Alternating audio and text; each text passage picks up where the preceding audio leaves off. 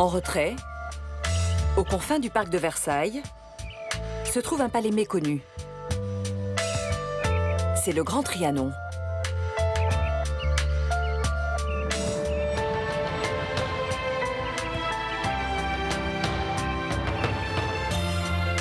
Pourtant, rois, empereurs et présidents ont écrit ici certaines des pages les plus intimes de leur histoire.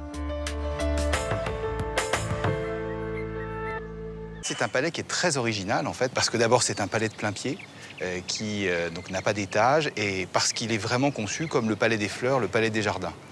Donc un rapport au jardin qui est complètement moderne par rapport à l'époque. Et puis c'est un palais aussi polychrome avec non seulement la pierre mais également le marbre blanc, le marbre rose de Languedoc, le marbre de Campan, des marbres français. C'est à la fois simple mais en même temps très majestueux comme tout ce que Louis XIV projetait.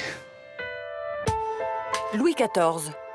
Après plus de 25 ans de règne, le roi est fatigué de la cour. Il veut pouvoir s'échapper le temps d'une journée. Le Trianon de porcelaine, qu'il a fait bâtir juste 15 ans plus tôt, ne lui plaît plus. Il ordonne alors à Jules Hardouin-Mansart de le raser et de lui construire au plus vite un autre refuge. En 2 ans, le Grand Trianon sort donc de terre.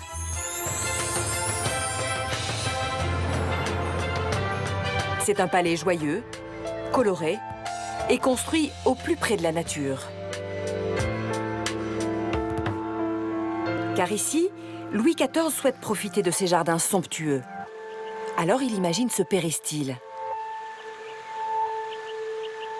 Du jamais vu dans l'architecture du Roi Soleil. Alors ça, c'est vraiment le trait le plus original de Trianon et on peut dire que c'est l'œuvre de Louis XIV architecte. C'est vraiment un objet incroyable, à la fois dedans et dehors, et qui permet d'avoir cette transparence sur les jardins. Mais même lorsqu'il veut faire petit, le roi voit grand. Il fait donc dresser ses 22 colonnes, monolithiques.